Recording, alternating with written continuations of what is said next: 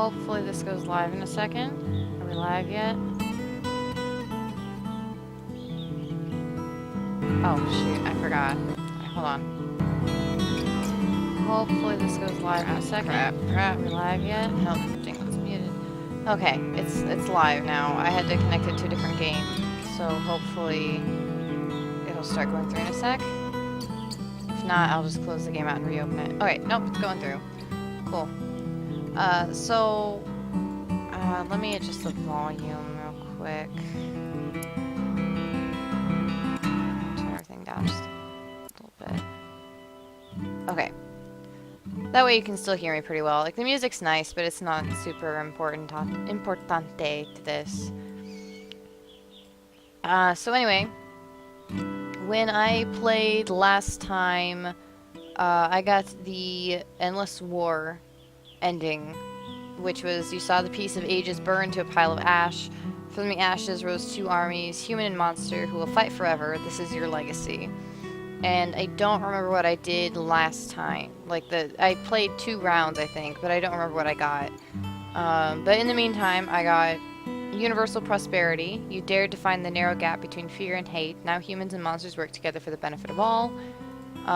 Monster Exodus. You led the monsters away when the humans came. The humans will never find you. You can start over and live in peace.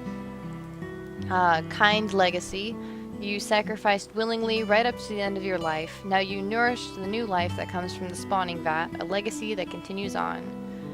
And the Clever Legacy, which is your wit and wisdom dissolved into the spawning vat along with your body. May future monsters learn from your example. So I'm sorry I'm not going to be able to show them. I mean, I could show them, but I'm not going to go out of my way. I'm going to try a different route this time, because it's always fun to try differently. Help me begin your story. How does it go again? Long ago, deep in the forest, monsters called the Whale Mist. That's right. Long ago, nestled in the heart of the forest, was the monster village of Omen. You are born from slime that holds the memory of monsters known for... let's try words and thoughts. You're not awake yet, but soon your first eye will open. Your simple dreams will give way to life itself. You dream of... shoot. What do I dream of? Hello, people. Welcome. What do I dream of? I want to help the sick and soothe the woeful. Your body's turning and twisting, growing solid in the middle of a great vat of green slime. It's time to be born. Every time I acknowledge someone, they leave. Be that way.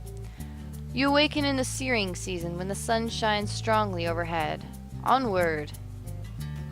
Your eyes open. You're a morsel, just barely born. You float in the spawning vat.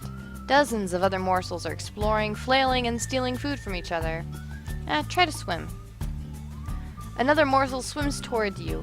It opens its mouth to show a set of small, sharp teeth. It bites you. What? This is intolerable. Stop that biting.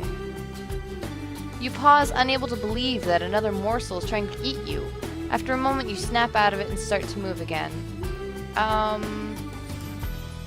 Resist it. You push the hungry morsel away with your little arms, but it circles around and tries to bite you again. Your legs grow stronger as you kick and shove. You will not be food. Refuse to be anyone's first meal, or last meal for that matter. You climb on top of the other morsel and force it to the bottom of the spawning vat. It starts to break up into pieces as it struggles. Hold it down. You hold the morsel down until it's just a collection of mindless solid clumps settling among the other clumps to begin the cycle of life anew. Such is the fate of those who try to intimidate you. Splash, flutter, splish, squeak! Another morsel is too weak to swim properly. It's sinking toward the bottom of the swimming vat, or spawning vat. Oh no, that's terrible. You feel a deep sense of injustice at the smaller morsel's impending demise. If only you could do something about it. Do something about it. You swim to the morsel, determined to act. Get under the morsel and push it up.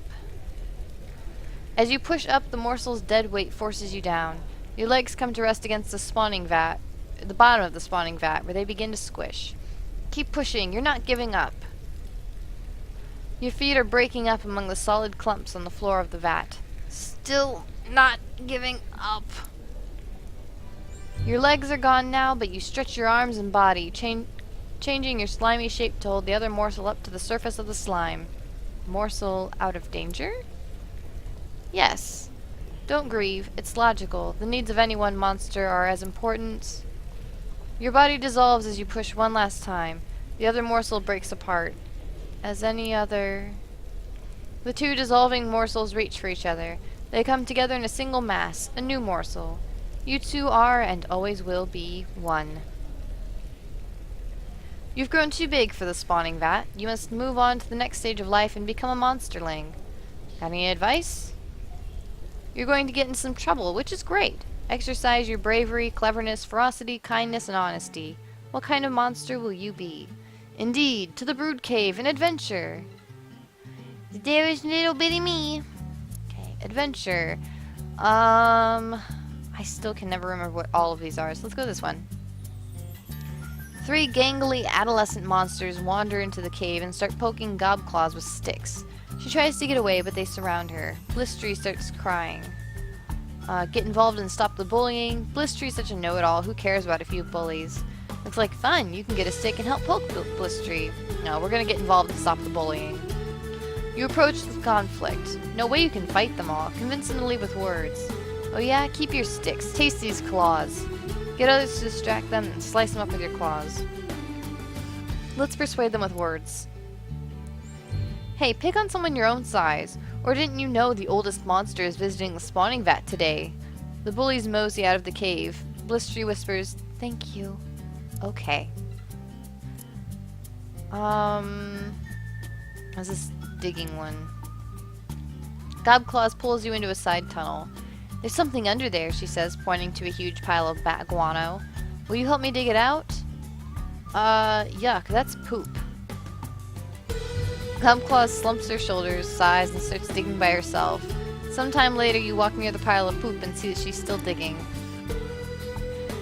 Dig a tunnel, dig a tunnel. Dig the poop and never be done. Some monsterlings are building little stone towers. Blotz comes to you with a heaping armload of smooth rocks. Do you think this is enough to build a tower?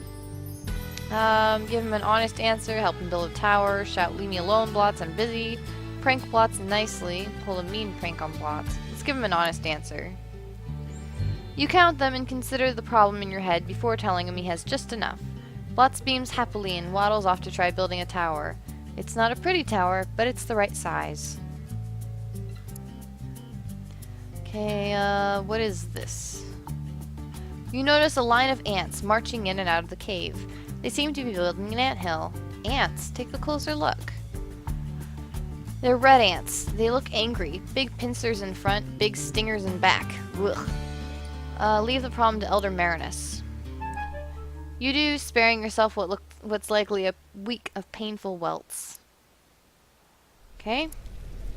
You're halfway towards leaving becoming an adolescent. Firm up your personality as much as you can. Okay.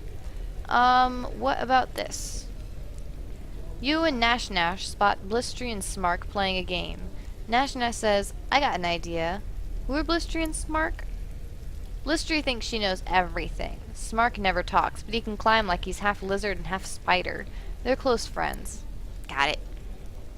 You and Nash Nash spot Blistery and Smark playing a game. Nash Nash says, "I got an idea." Okay, what's Nash Nash's idea? Nash Nash says, "Look at the mushrooms all over the place. I hear they're tasty, and they won't miss a few if we take them. Ask what's so special about the mushrooms." Nash Nash grumbles. "Why do they have to be special? Isn't being tasty enough? Why do you hate delicious things?" Okay. Help Nash Nash steal the mushrooms. Yeah, there goes an honesty point. You creep close to the game. Blistery and Smark are trying to figure out some rule about placing the mushrooms with spots on them. They don't notice you. Sneak a few with Nash Nash. Take all the mushrooms for yourself. Take all of them. You shove Nash Nash aside and charge Smark and Blotz. They react without thinking and knock you back. Nash Nash slips away with some mushrooms as the other two thrash you without mercy. That didn't work out. With this mouse. Or rat. Some of the other monsterlings are stuffing slime and mushrooms into a rat's mouth. Nash Nash invites you to join the fun. It's gonna go boom! No, that's horrible. Intervene. Nash Nash pulls the rat out of your reach and says, "You think it's bad? What are you gonna do about it?" "Rescue the rat?" You step forward and kick the rat out of Nash Nash's grip. She laughs and says, "All right, a bite." You flee from her claws, bleeding. Stupid Nash Nash, lure her away. You forget Nash Nash as your running feet carry you down a side passage. A trickle of moisture on one wall has created a huge patch of salt. Ooh, salt. It's so salty. Lick it good. You lick the salt and then your wounds. Whoa, that stings. But the flavor is so intense you don't mind. Soon your cuts have healed. Okay, back to the brood cave. You return to the brood cave. Everyone asks why you're so happy, but for now you keep the secret of your own personal salt lick. I do like salty stuff, so that would probably make me happy if I was a monster too. What about these spiders? Something is scurrying along the walls, and ceiling, and the floor. Spiders as big and round as plates. They're swarming into the cave. You can't tell if they're friend or foe. Confront them. One does not simply walk into plate spiders. How would you approach them? Ask them what they want. The other monsterlings look at you as though you've gone mad, but they change their minds when the largest spider asks for directions to the whale mist. We got lost, so sorry to bother you. Help them out. You tell the lead spider, go out that way, then turn left, then stay on the street until there isn't a street anymore. Everyone laughs as the spiders depart. One day left. This was our last adventure, I believe. Let's do the feather. You're at the entrance of the brood cave. Monsterlings aren't supposed to leave, you know. And just why not? Monsterlings, though sometimes swift and often tough, aren't as swift or tough as full-grown monsters. It can be dangerous. On the other paw, nobody's looking. Let's go outside. The streets of Omen are mostly empty, but you hear some larger, older monsters coming this way. Run into the forest. Ha! You're an explorer in miniature form. Look at that. Birds' nests. And trees, too. And green stuff that isn't lichen or slime. Steal eggs from the birds. Forbidden eggs taste better than Marinus-approved food, even if you do get a swat when you return. Cool. Okay. Oh my. You wake up and find that you're no longer a little monsterling. You're growing up. Wow! Elder Marinus calls the oldest monsterlings to gather in a group. You're one of the oldest ones now, so you should join them. She looks grave. Go with her. Marinus shuffles down the long tunnel, turning this way and that among dozens of forking passages. Keep going. Marinus stops in a warm, humid chamber with a pit in the floor. She points to the pit, which seethed with thick mist. Jump right in. You fall and fall some more. And fall, and you're falling. And other monsterlings are falling? Yes, some of them are crying. And you can't see through the mist. Or is it fog? Maybe clouds. Moans and groans and whispering screams. Where is this? It must be somewhere. You land on smooth, flat stone. Despite the swirling vapor, the floor is dry as a bone. You hear other monsterlings breathing nearby. Most of them are still above you, still falling. Try to cushion the fall for another monsterling. We want to be kind. We want a good person.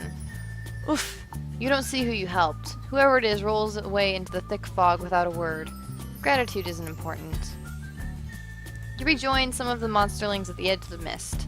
There are more passages out of here than you can count. Some monsterlings begin to panic, while others look determined. Maybe someone should lead. The other monsterlings continue to mill around in the misty cavern. Follow someone who seems confident. One of the biggest monsterlings starts to walk with a determined stride. You and the others follow, soon coming to a round cave full of even thicker mists. You lose sight of everyone. Again. The chamber swirls with mist, smoke, fog, vapor. Except it's not any of those things. It's ghosts. Hundreds of them, large and small. They're everywhere. Spooky. One by one, the pale ghosts begin to turn their attention to you. Their eyes glow different colors. Stand fast. The ghosts speak in many voices, all hollow and distant, all in unison. They ask you, do you fear? Yes, this is scary. Your answer echoes back to you, louder and louder. You crouch down, trying to hide from the noise, and fall unconscious. Sleep for a while. So we're pretty, We didn't go all hog wild on anything. You wake up inside a well-appointed hovel. This is your home now. Start living as an adolescent monster. Blunk. Oh, I'm one of these guys again. Enter the big bad world. Okay, let's adventure in town. What is this? Today's a holiday. Poke the Bear Day. Monsters have been playing pranks for days. You all head out to the bear caves. Now let's do it. You join the crowd of monsters shuffling, walking, skipping, and scuttling through the woods. Soon you've reached the caves. The bears are already outside, waiting and watching. Poke the biggest bear with your sharpest stick. Confuse a bear with the got your nose routine. Find out if bears sneeze. I want to find out if bears sneeze. You put a plate of blackberries and pepper by a cave. A sleepy bear eats them, then sneezes. No one seems too impressed. And whatever, I was impressed. Look at this one. Elder Jaggery grabs your claw and drags you out of town. I need you to scare a pig for me, he says. Here we go again. Jaggery sniffs the air and says, never mind, there it goes. He gallops away, leaving you alone in a grassy meadow. Explore a bit. As you poke around in the bushes, a ball rolls through them and comes to rest at your feet. That's a human thing. Better run away. You run home to Omen with this new story to tell about how you almost met a human. The other monsters agree. Best not to mess with them.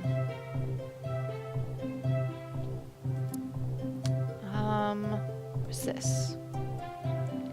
Greed Blitz walks past your stoop. He stops, coughs, and tilts his head, proudly showing off his baseball hat. It makes him look ridiculous. What's baseball? Some human sport involving large wooden bats. It's something you could see making an appearance in monster culture. Fine. Ask him. Be polite and non-committal. Greedblitz nods, tips his hat to you, and moves on.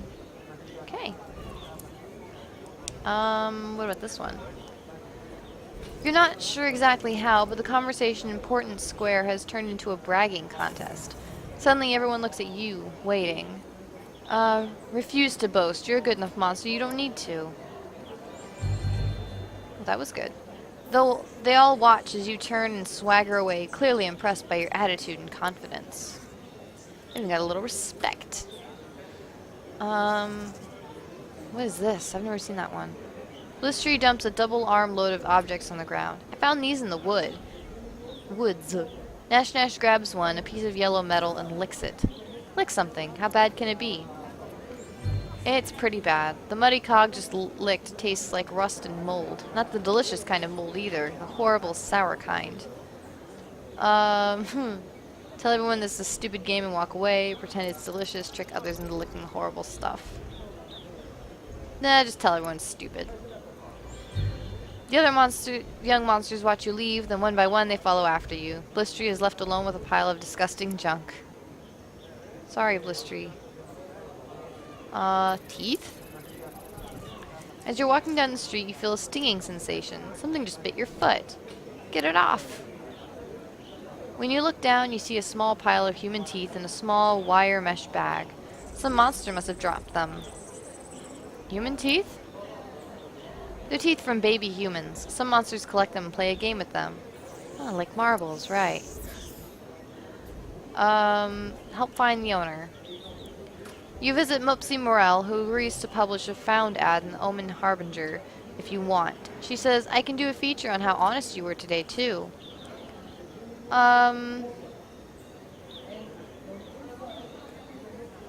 Give all of them back and skip the feature. When he sees the ad in the paper, Hamrag comes and gets his teeth back. You don't step up and take credit, but Mopsy whispers something to Hamrag, who looks at you with dawning respect. Alright, we've got a couple days left. Let's see about the spider. Oh, sad face. You find Blistery crouched in the forest, petting a rather furry spider. It doesn't look too good. In fact, it's not moving at all. Examine. The spider's furry, but it should be much furrier. Patches of its stiff hair are falling out. Its eyes are dull, and did it just cough? You didn't know spiders could cough. Okay. Help Blistery help the spider. You take a moment to assess the situation. There's a whole web full of equally large spiders in the alley beside Blistery's hovel. They seem tense, and you think they're staring at you. The sick spider shivers. Go find some medicine. You rush off and find the spine doctor. She smirks when you describe the problem and gives you a clay flask full of sticky fluid. 3 drops, no more. Take it. As you return, Blistery shouts, "Hurry, it's dying!" You splash some medicine on the little creature. Wait for it. The spider stands up on its 8 legs, coughs, and scurries away with quick "thanks." Blistery fairly beams at you in happiness. Well, alright then. What is this one? Mopsy Morel slithers up to you and says, "I wonder if you can confirm a rumor for me." Mopsy Morel? Morel? Mushrooms? Who? Mopsy Morel is an elder monster who's been around for a long, long time. She prints the Omen Harbinger, a short newspaper for monsters. Oh. Talk to Mopsy. Hamrag was baking a special 6-pork pie made from 6 kinds of pig. You know, a delicacy. Ask her to get to the point. The pie was cooling on the windowsill and vanished. Your friend Nash Nash was seen nearby just before, but not after the vanishing. What do you think about this? Well, it's just like her to steal pie. Mopsy scratches some notes on a piece of torn paper.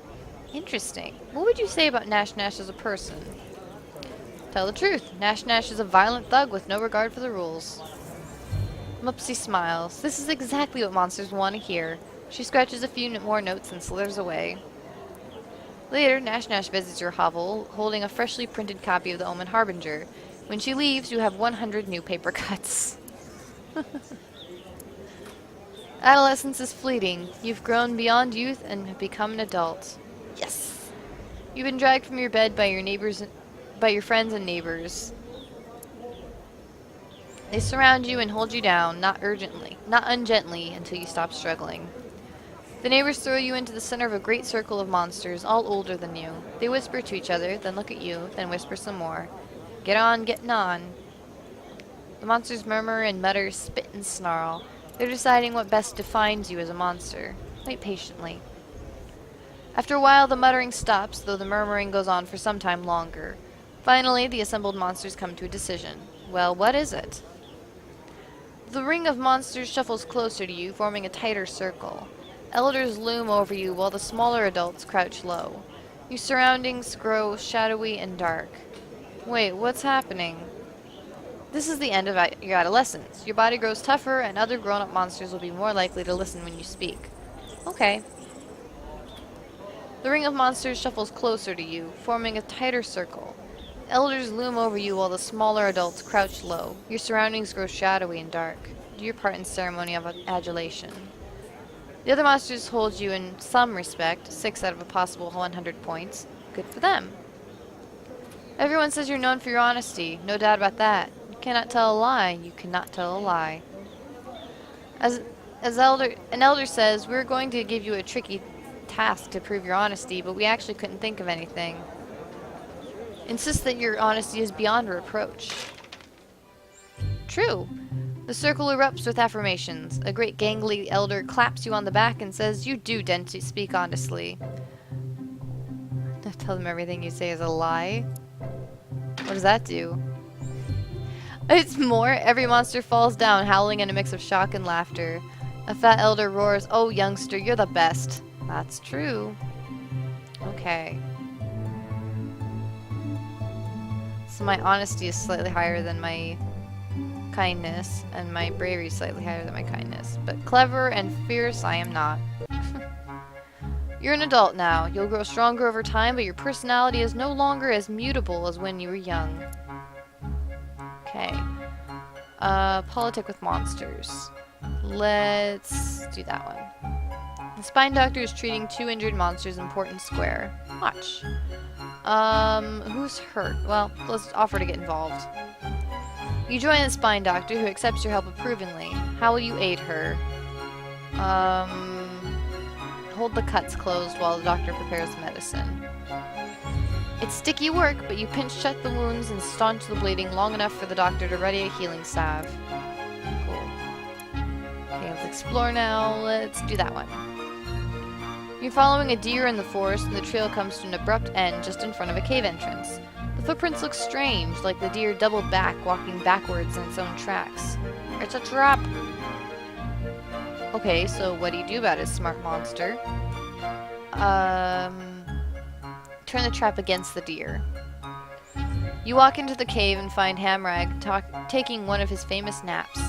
The huge monster is known for his irritability when he's awakened. A twig snaps in the bushes. The deer is fleeing. Wait for the deer to come to you. You wait and wait, but the deer slipped away like a shadow. Okay.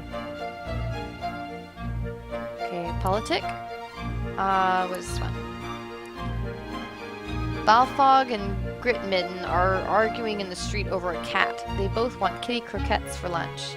Sounds yummy, so what's the problem? Balfog says he caught the cat, but Gritmitten says it was in his larder before it got out. Both monsters turn to you as a neutral party to decide. Try to make everyone happy. Balfog holds the cat close, stroking it absently. The cat mews and rubs its head against his chitinous gripper. Oh, this poor cat. Demand to hold the cat while you mediate the dispute. Balfog hands the cat to you. What do you think? I caught it fair and square, so it should be mine, right?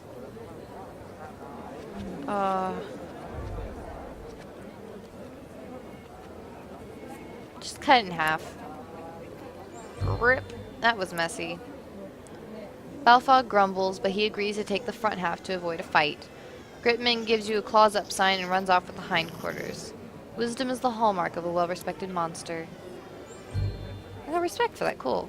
Okay, let's explore the well mist. You find a red hood and a basket in the middle of a forest path. The human house is nearby. Funny, you never noticed it before. There's a white picket fence out front. Circle the pretty little house. There's a great deal of blood in the yard, along with a half-dead wolf coughing weakly. Ask the wolf what happened. Woodcutters, friend. You can't trust them. Beware their axes, even worse than knives. The wolf finishes dying. Bow your head in respect. You're not sure if you're respecting the human capacity for killing or the wolf's perfectly timed last words, but before you can come to a decision, you've grown bored. Take and eat the wolf carcass. You haul the strangely heavy carcass back home. An elder points out a sewn-up gash down the wolf's belly and says it was good work. Take credit for the woodcutter's surgical precision. The elder is impressed. You open the gash and find stones inside the wolf. How odd. How odd. What is that? You sit with Nash Nash and Gobclaws on a tattered red blanket, eating cookies and talking about artifacts. What are artifacts? Artifacts are human-made objects. Many monsters collect them. All the garbage cans in Omen were collected from one human bus stop. Some artifacts are interesting. Some can be dangerous. Okay. You sit with Nash Nash and Gobclaws in a tattered red blanket, eating cookies and talking about artifacts. Continue the discussion. Gobclaws sighs. I really like artifacts. I want a nice big collection, but it seems like I can never find any good ones. You and Nash Nash exchange glances. Glance! Nash Nash runs a claw along the handlebars of her little scooter. You both know some good spots. Tell Gobclaw about the good spots. You open your mouth but gasp as Nash Nash kicks you. Hard. Why? Nash Nash whispers, that'll be less stuff for us. I don't care if you have less stuff, but if I do, you're in big trouble. She pokes you with her claws to make her point. Tell her anyway. Gobclaws clicks her pinchers happily as she does a little dance of thanks. She scuttles off into the woods to check out the places you described. What about Nash Nash? Nash Nash makes good on her promise of big trouble in the form of a thorough drubbing. You crawl back to your home, exhausted and bleeding. Hello, new person. Okay, shoot, that was politicking, so let's do this one. You stalk the forest hunting an elusive swift elk. Suddenly it emerges from the underbrush, lowering its antlers and pawing at the ground. It's going to charge. Run away! Run away! You flee from the terrifying ungulate. Okay, politic. What is this one? The fast sloth is tearing roofs off hovels. Elders and larger adults charge at it, but it beats them back with its deceptively long arms. Get a closer look at the action. You watch from the shadows. The sloth leaps from roof to roof like a huge demented monkey. It rips loose a big piece of corrugated metal. Bide your time. Stay hidden. You realize you're the only monster left in the area. All the others are far away, some out cold, some just huddled out of the reach of those huge claws. Attack! Attack now! The sloth hardly seems to move, but it slaps you with a set of claws as big as your entire body. When you wake, the sloth is gone. Whoa, it really is fast. And big. Other monsters, also recovering from the fight, thank you for helping. Oh, you're so welcome. Snake. Snake. You take the lead on a hunt in the whale mist, but you've become separated from the group. Suddenly you catch sight of something. There. Where? Within that thicket. Rumor has it that an especially large, clever snake tricked Nash, biting her and made her sick for days.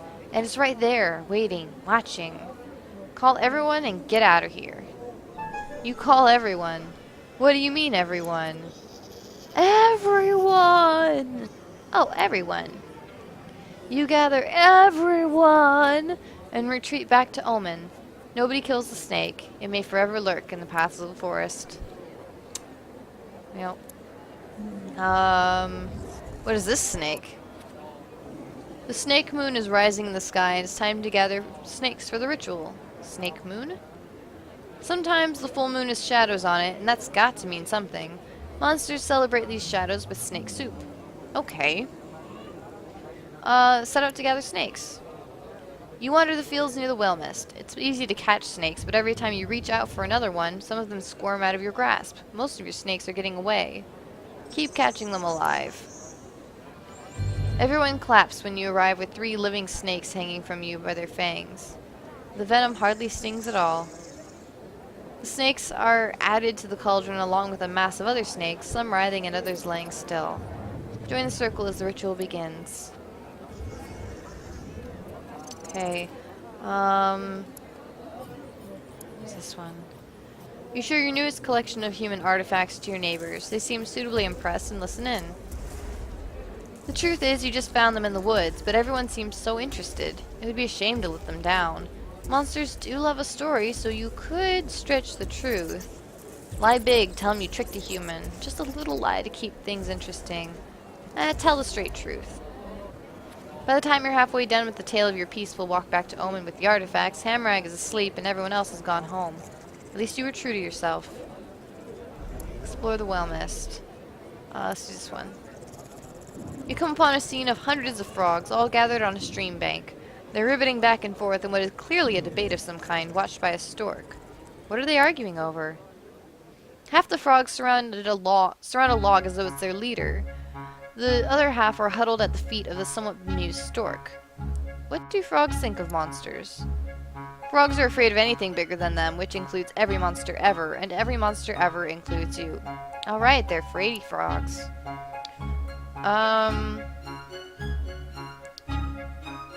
Wait and listen.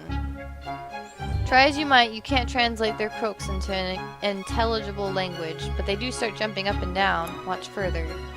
The stork takes a long step and impales 3 frogs on its beak. It throws its head back, tossing the frogs into the air and snaps them up. Blech. As the other frogs flee, the bird devours several more of the slowest. Might as well eat the stork. Yum yum yum. Okay. What's this door? You hear a cry from a nearby hovel. What's happening over there? Sasswaite, a new adolescent, doesn't understand how the windows in her hovel work. She's trapped her paws under a heavy window pane. Aw, free her. You walk over and take a look.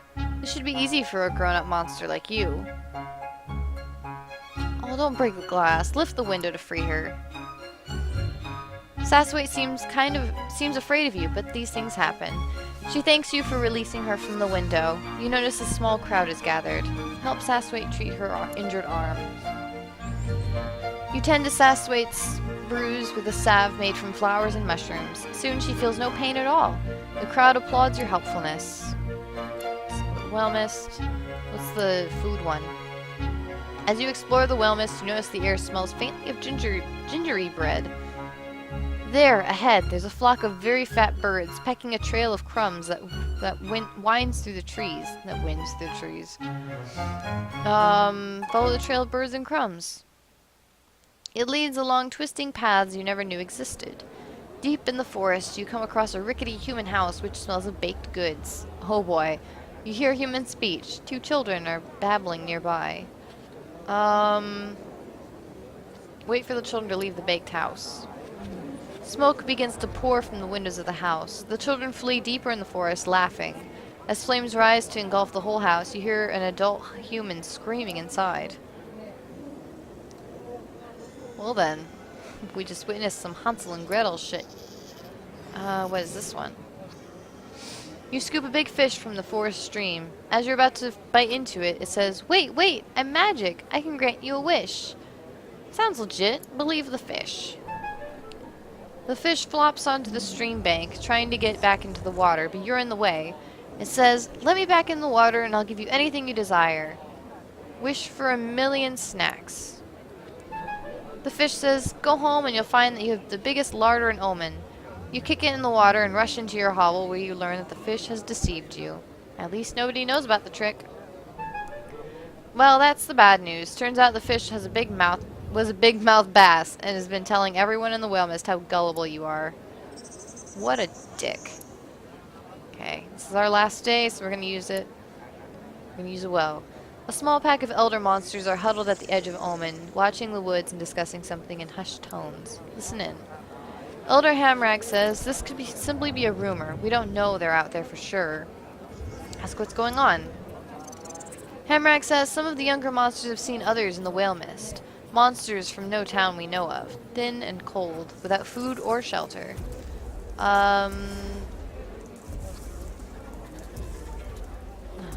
Offer to host any homeless monster in your hovel. The elders are impressed by your unusual offer. They look at each other, then shift their conversation in the same direction. If the strange monsters come into Omen now, they won't be met with violence. Cool. So let's go. You're growing old, my friend. Your body's very soft, and you drip slime everywhere you go. It's getting hard to leave your hovel. Embrace your fate. A group of elders is waiting at the door of your hovel. They've seen your drippings. They know it's time for you to dissolve or ascend. Refuse to go. The elders move closer, reaching for you. Some of them want to reassure you. Others want to grab you so you cannot escape. Sorry. Flee into the wilderness. You stop running just outside of town, gasping. What are you going to do? Every whooshing breath turns into a gurgle as your softening lungs fill with slime. Think about your decision. You wait near Omen, lurking close to the forest paths you've walked so many times in the past. Your body quivers as you drip more of yourself on the ground. Return home, admit your fear, and give in to your fate. Lurk as long as you can so you can help another monster escape. You hold on through sheer force of will. Stay solid as long as possible. Nash Nash flees 3 days later, her arms already melting. As she plunges deeper into the forest, you step onto her trail. Meet the hunters and pretend to be Nash Nash. You snarl and wave your blobby limbs, spattering in the pursuers with slime. They're completely fooled. See what happens next. They kill you, of course, but they stop hunting her. Your last thought is that she might be ferocious enough to rule the animals. Perhaps she can change the future. Goodbye, cruel world. Legend of Departure. Future monsters will remember you, one who chose to break with tradition and forge a new life outside of Monster Society. Yup. Right before I died. Over the years, the elements that made up your body find their way into myriad plants, animals, and other monsters, and even humans. Monsters are magical, so in a very real sense, they are now, in part, you. The end. So that's cool. I didn't even know about that ending. That's pretty awesome. I know there's an ending for, like, each trait or whatever, like, if you dissolve into that trait. Like, there's the Honesty Legacy, there's Bravery, there's Fierceness, fuck, what was it? Modesty, things like that. So yeah, there's a lot of endings, but for now, I'm gonna call it quits because it's been about 40 minutes, and you know, I think that's good enough. No one's really in here, so I will see you guys later. Thank you for watching. Bye.